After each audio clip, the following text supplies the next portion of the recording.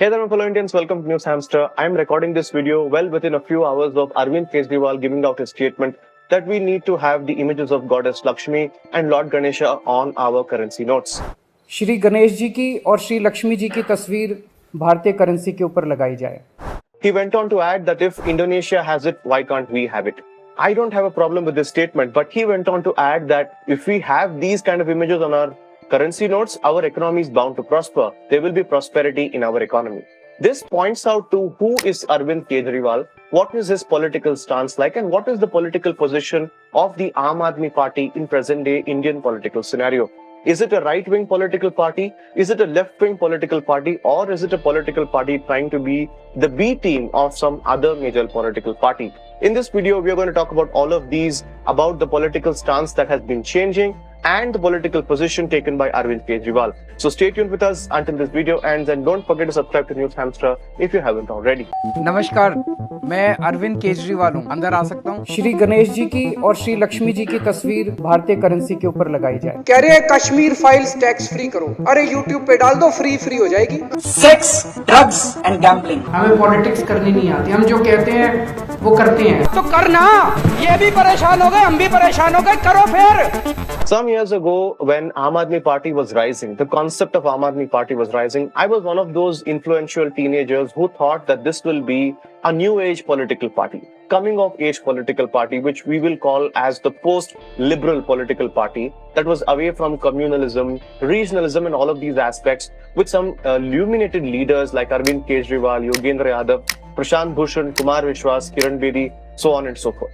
But as time progressed, the political stance of the party, the positioning of itself has changed. The comments and the statements made by the leaders have left a political impact, a lasting impact on whatever has been happening in India's political situation. So let's go back in time and understand what has caused this paradigm shift, or why did Arvind Kejriwal choose to adopt this kind of a political position in Indian political scenario. A party that went on to say that it will not take part in any kind of religious activities, will not speak for any particular community, will not back for any particular religion, went on to give offers like free pilgrimages to the people of the Hindu community. It also went on to participate in the Diwali Pujan, spending crores of rupees according to an RTI report. This political party has also maintained strong silence when it comes to issues like the CAA, NRC, the Delhi riots, the hijab case or the Bilkis Banu convicts release. Due to all of these statements or due to all of these things done by the Kejriwal government in Delhi,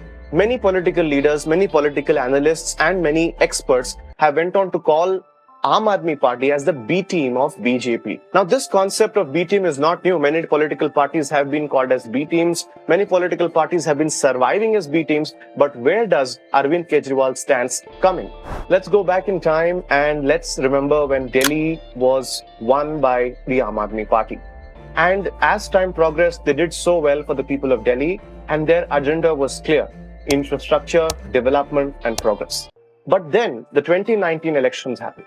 When 2019 election happened, BJP had a landsliding victory, a crashing victory, and where Arvind Kejriwal and Aam Aadmi Party had formed a state government, did not see even a small victory when it comes to the Lok Sabha elections. So this gave a very hard-hitting reality to Arvind Kejriwal that what is your political party standing for? Is it standing for infrastructure? But in today's Indian political scenario, we don't value that. Is there an ideology? Is there a concept? Is there a vote bank? What are you trying to do? It's a question that Aam Aadmi Party's leaders and experts were trying to solve. This also answers a lot of questions. Why did Prashant Bhushan, why did Yogendra Yadav, why did Kumar Vishwas start to distance themselves from the mainstream leadership of the Aam Aadmi Party? At this juncture, the Aam Aadmi Party found itself directionless, aimless. They wanted to capture the rising political trend in India. And if you're aware, the rising political trend after 2019 was slowly shifting towards the right wing, not the left wing, nor in the center.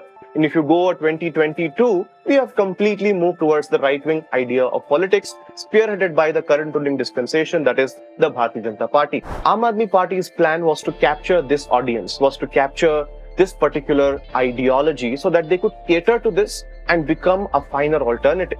But it was not so easy for them because there were so many things that were going on around, and there was one major hurdle for them, that was Congress. Carrying these national ambitions, Aam Aadmi Party wanted to go out there and become a national party. They started to field their MLAs and MPs in different parts of India, but nothing worked out for them because Congress was still a major opposition. Congress was still a political party that people looked up to. So what did Arvind Kejriwal and his gang do? They started to demean the Congress party. They went on to say a lot of statements. They wanted to make a lot of statements about the weak nature of the Congress party. But before that, I would like to point out that a political journalist, Aditya Menon, writes about the situation of Aam Aadmi Party in Delhi. He says the problem is that the voters of Delhi don't see the Aam Aadmi Party as a national alternative. Please understand this. They don't see Aam Aadmi Party as a national alternative, but as a custom-made political party to suit the position, the political idea, and the development factor of Delhi. Now, this is a very big trouble for the Aam Aadmi Party because they wanted to become a national party, a party that can cater to different parts of the country, needs of the different people. But this was not working out in their favor. This brings me to the idea that how does the political scenario work in India?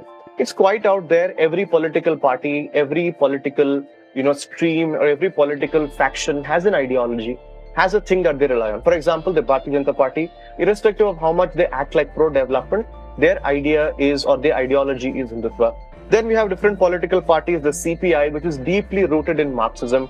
We have political parties like the DMK or the LDF that are deeply rooted in the regionalism. Then we have parties like JDU and BSP that have their firmly established voter bank. There is one political party, that is the Trinamool Congress, that solely rely on the face like Mamata Banerjee, who is acting like a very, very strong opponent, who herself is a very strong contender to Prime Minister Modi. But where did Aam Aadmi Party find itself here? Nowhere. It found that it can only be someone who can talk or who can attack Congress directly and form a very strong faction against the Congress party. If you see the statement of Raghav Chadha, he is saying that Congress is on ventilator, irrespective of how many treatments or therapies you provide, Congress will not survive, is a strong statement that has been made by Raghav Chadha. Keeping all that aside, let's go forward and see what was the stance of Aam Aadmi Party when it comes to huge political problems, huge scenarios that happened in India. Primarily, I would like to point out the CAA NRC situation in Delhi. Now, we all know that BJP took firm advantage of this particular scenario, but the Aam Aadmi Party maintained complete silence. The fact that their MLA was arrested gave them a very strong blow, but then Aam Aadmi Party did not come out vocally and say that this is condemned, this is wrong, this is right. They said BJP is using for their advantage, Congress is using for their advantage, where they started to play the victim card. According to this CSDS survey, when we spoke about the Delhi elections that happened recently, it provided that yes, development, progress, all of these were problems, all of these were situations, but more than 46% of the voters took into account the CAA NRC problem, the Delhi riots problem, and then casted their votes for any political party. The Wire reported that the Aam Aadmi Party insider, a person from inside the Aam Aadmi Party, said that by not calling out the communal campaign, the Aam Aadmi Party successfully restricted BJP's playing field and prevented further polarization in Delhi electorate. Now, how much agreeable is this particular statement? But anyway, there are some more evidences I would like to present where we can see that the attack of Aam Aadmi Party on Congress is very strong, but they are maintaining a very soft stance at the current ruling dispensation. The Delhi election of 2020 already provides some preliminary evidences for us. According to this article provided by Ankita Bharwal, they have constructed an ethno-majoritarian index for Delhi electorate using the response to election surveys on issues like the Ram Mandir, the abrogation of Article 370, the CAA. It has been found that average Aam Aadmi Party voter was wedged between the BJP voter and the Congress voter in preference of majoritarian politics. Now, Aam Aadmi Party has also supported the abrogation of Article 370. It has spoken about different alternatives. Now, that's not a problem because a lot of Congress leaders have also supported the abrogation of Article 370. But the difference between these leaders and the Aam Aadmi Party is those leaders who supported from the Congress are a strong advocate against the Hindutva politics. But Aam Aadmi Party is completely silent on this scenario. Apart from the Delhi riots, apart from the CAA, NRC, Aam Aadmi Party has been completely silent on the hijab issue.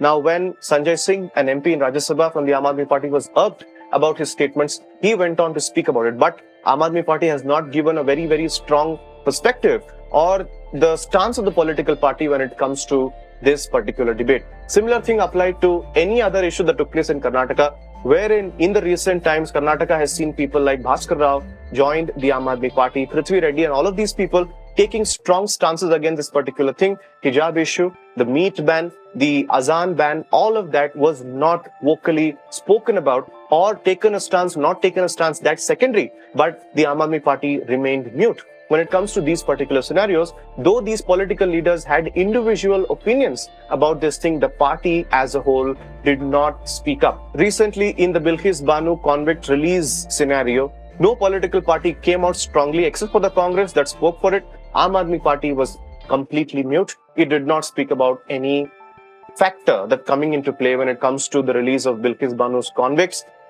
Understand the word convict. It speaks a lot about who were the people were released. This brings me to the last part of my video. What is Aam Aadmi Party trying to do? It's quite out there. Aam Aadmi Party is not trying to do anything. It's not trying to put itself in any position, but Aam Aadmi Party has one aim. They want to become the next alternative to the BJP, and they want to remove the Congress from that particular position that it has got. So everywhere the attack is more on Congress, not on the current ruling dispensation. So this is the game plan of the Aam Aadmi Party, that yes, we are giving you infrastructure, we're giving you development, we're giving you progress, but at the same time, we were also offering you the same things that the mainstream political party is offering.